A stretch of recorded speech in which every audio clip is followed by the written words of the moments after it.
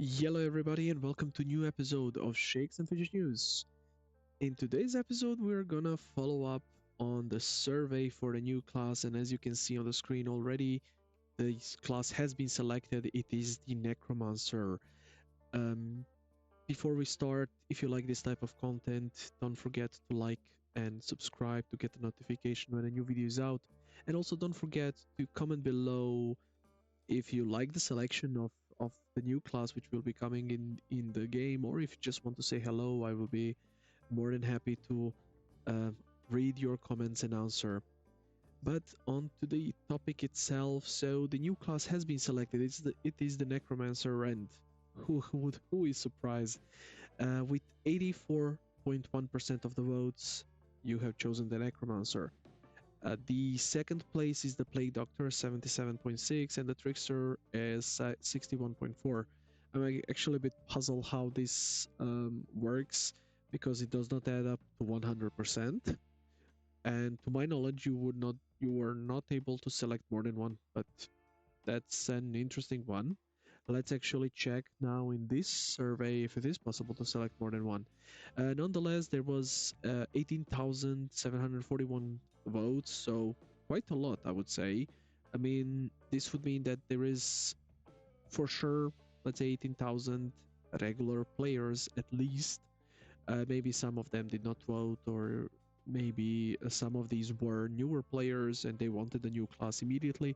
But in general, it's a quite a turnout for such a survey. But let's check what exactly does Necromancer have. And as it was announced, they expect us to provide our feedback. So what does play say? The evaluation of the first survey revealed the majority of you wish Necromancer as a new class. Not me, but okay.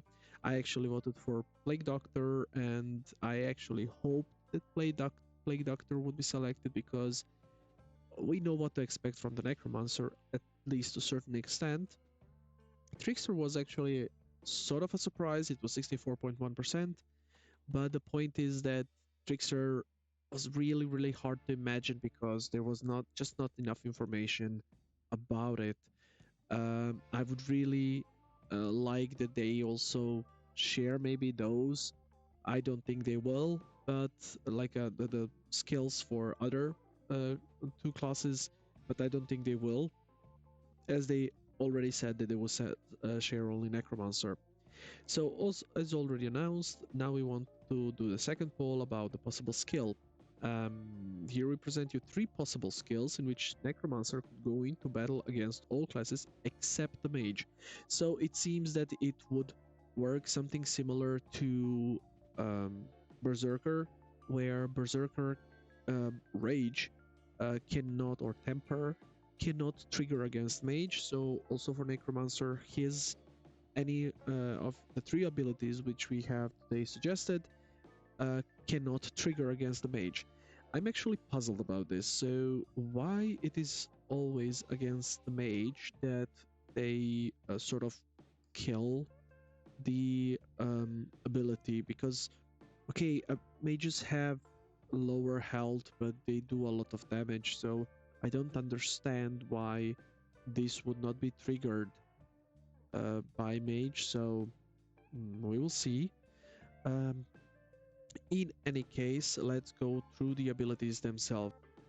So the first ability is summon a minion. Well, of course, it's a necromancer, so this is a most logical option to have. So it says the necromancer enters into his battle, and just FYI, there is a picture here how it works, and there is a references to different points, and we will review it in a second. So the necromancer enters into battle like any other class, and every time he attacks, he has a chance to summon a minion instead of attacking.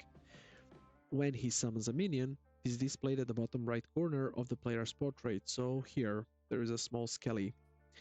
A minion stays with the player for a fixed number of battle rounds, and as long as the necromancer lets a minion fight for him on the battlefield, he does not summon a new one. So first things first. So here, let's actually cover first. After the Necromancer attacks, the minion attacks the enemy with an additional attack, seen in 3 and 4. In 3, also can be read how many rounds the minion still attacks until it disappears. In addition, there is a chance that the Necromancer minion will block the enemy's attack. The summoned minion can have various quality levels, and these quality levels determine the probability of blocking an attack and the attack damage of the minion. So let's sort of dwell into this. It says the Necromancer enters into battle as any other class, and every time he attacks, he has a chance to summon a minion instead of attacking. So every now and then, instead of dealing the damage to the opponent, you would just summon a minion. So this is almost like that the your opponent dodged or blocked. So it's generally you just sort of skip around. However, you do get a benefit. You summon a minion.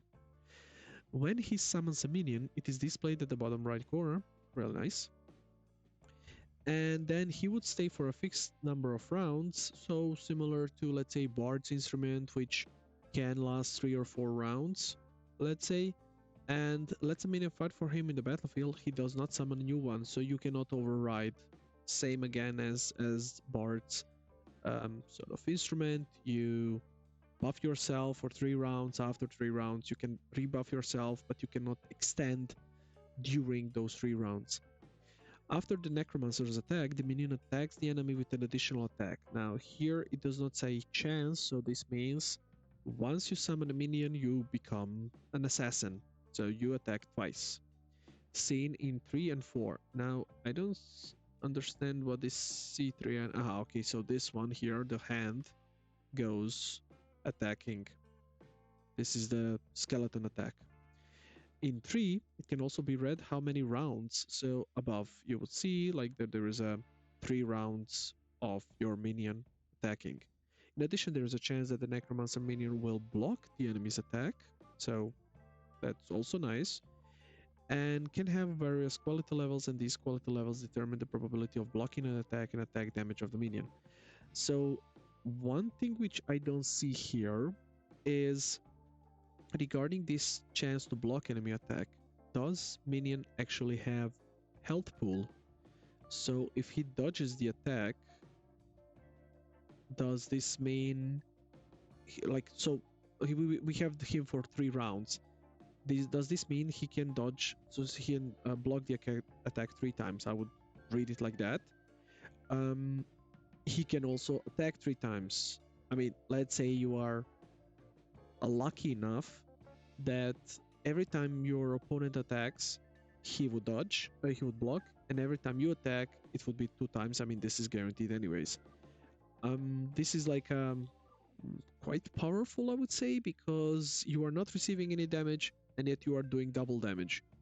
I would potentially, because there is a chance that will block enemy, my suggestion would be to have here, if he does block, one of the rounds is taken from him, because blocking and then also dealing double damage would not make sense. It would be too powerful, I would say. So I would do it in a way that, yes, double the attack. This anyway takes a round for him because he is there, but also blocking will take a round from him. If he does not block, he would stay anyways. If he does block, sort of consider it as being dealt damage to him, so he would then, let's say, lose 1 round. This would make it a bit less powerful than just having it like that. Also based on this, it seems that it's only one type of minion. If you remember in the previous episode, I mentioned I would have 3 different types of minions. Having one type of minion is fine, as long as this last part where it says various quality levels, that he increases, well, not significantly, but that he is relevant even on a higher levels. So this is quite important. But as expected, there is a summon minion 1, and we will see how it would look like if this one is selected in the end. Then the second one, it's the curse. Again, I think I mentioned it in my previous, so if not summoning minions, second is cursing. And I also mentioned several potential type of curses. Let's see what they say. The Necromancer begins his battle like any other class and has a chance to curse the opponent instead of an attack.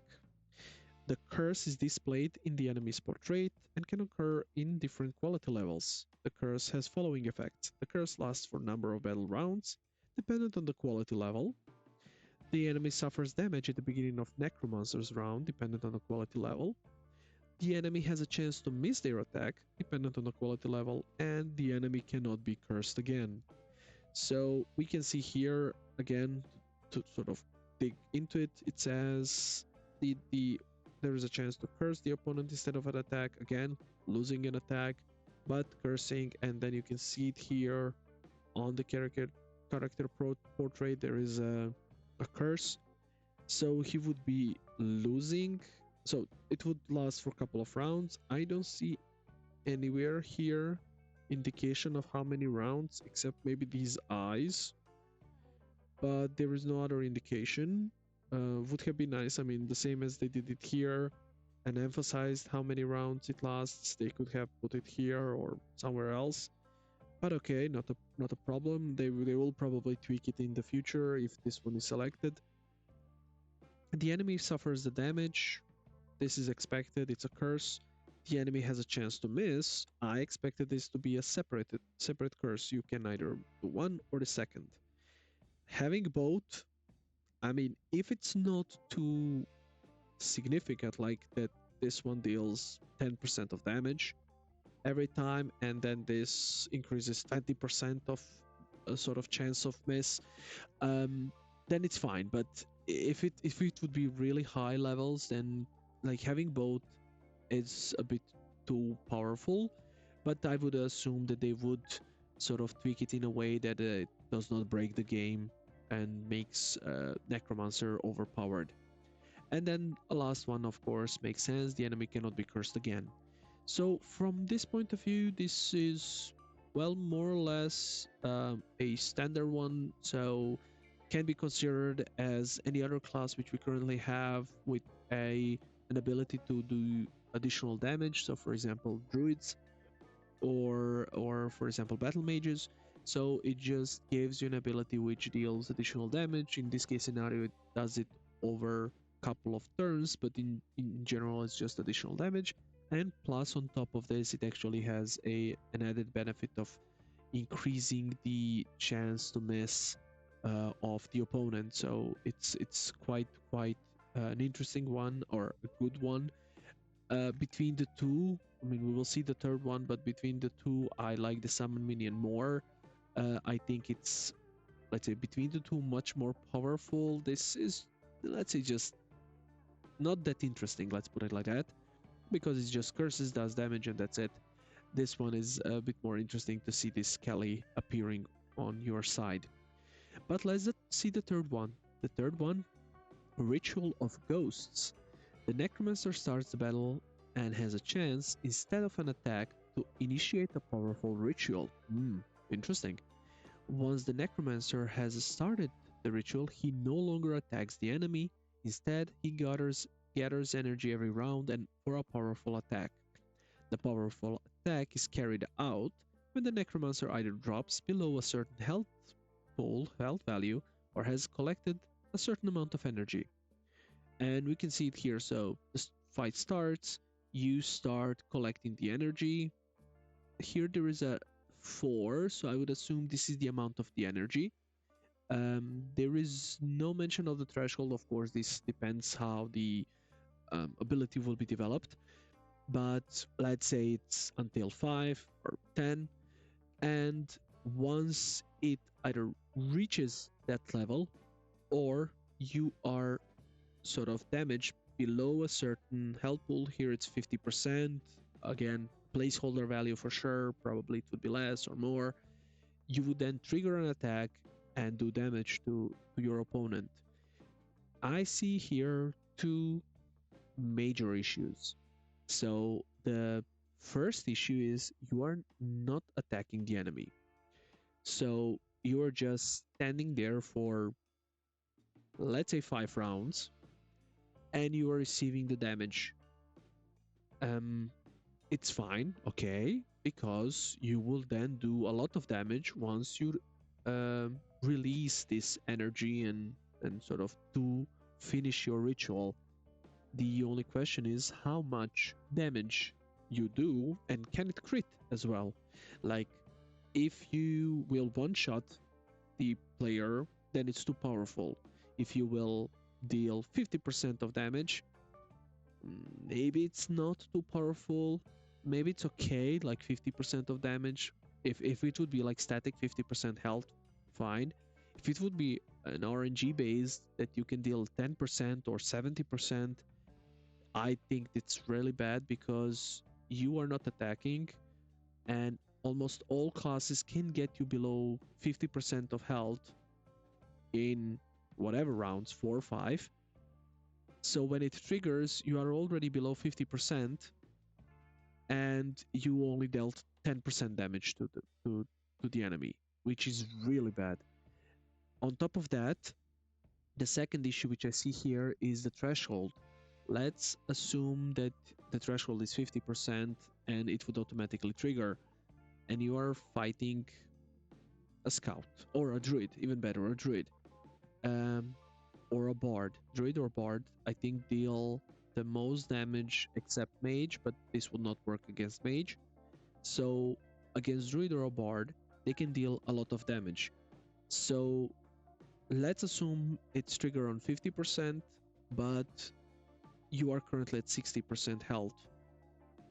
You do, let's say, damage to druid, he dodges, he enters the rage, he does 40% of your health as damage, you are now at 20%. Yes, you breached the threshold, so the ritual triggered, but you now have 20% of health. So there would be a lot of cases where this threshold will be breached and you would be on a low percentage of health. So I don't think this would work. What I would suggest here as a change is, instead of dropping below a certain health pool level, I would say if the opponent does a certain percentage. So for example, let's think about it. So if he deals 10% and it's not triggered, let's say if it's triggered only on 20%. So if it's not triggered on 10%, fine, you those 10%. So you would be losing 10% for each round. For 5 rounds, you lost 50% of your health, but then you release the powerful ritual. If your opponent crits you and this leads to 20% health, you immediately release the ritual. So in this way, you are sort of circumventing the problem of, let's say, dropping really low before releasing the ritual. Of course, we can the numbers for the percentage lost before releasing it can be tweaked, but I think this would be a much better option than just dropping below a certain health pool level. Now there is also a question here: can you repeat the ritual more than once?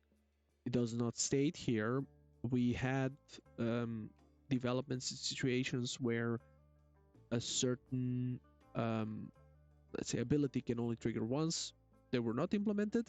For example, for mage, moon and sunstone, no one liked this change, so it is at the moment not implemented. I don't know what player is doing with this, but there was a development for a mage update regarding the ability they have, because they currently don't have any ability, they just deal a lot of damage. So the ability was that they would have a moon and sunstone, but they would trigger only once in a fight, and then the rest of the fight you are just mage, as it is now. So I don't know if this would work like that, or you can trigger it multiple times, because this would also significantly impact how you play. So for example, let's say you drop below 50%.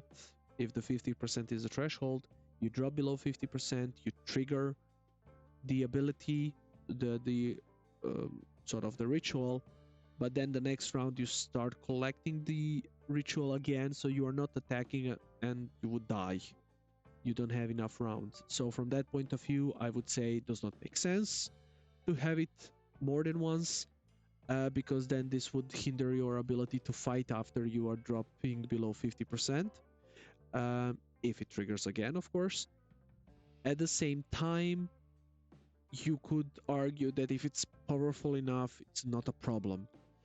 However, I think that this would be really, really problematic if it would trigger again after you drop below 50.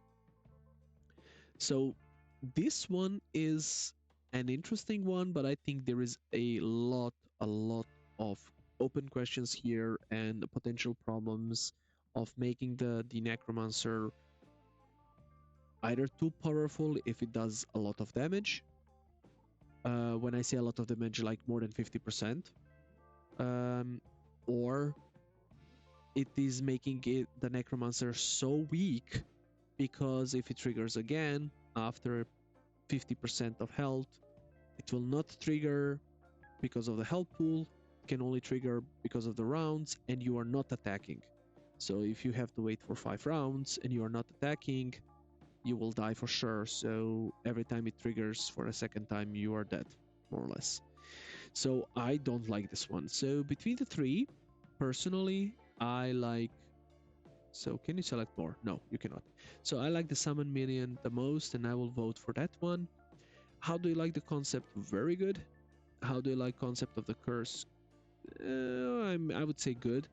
But how do you like ritual of goats? I would say bad. Now, why I think it's bad is mostly because I really, really don't think that this could work properly. If they would explain it a bit more thoroughly, maybe it would sort of make sense, but at the moment, not.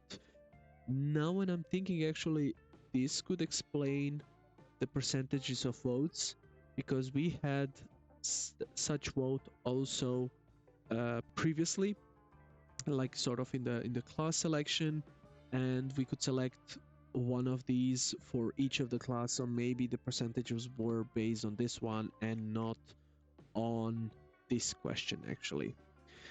Nonetheless, this would be it for this episode, and I hope you all vote, and I hope you vote for the summon minion.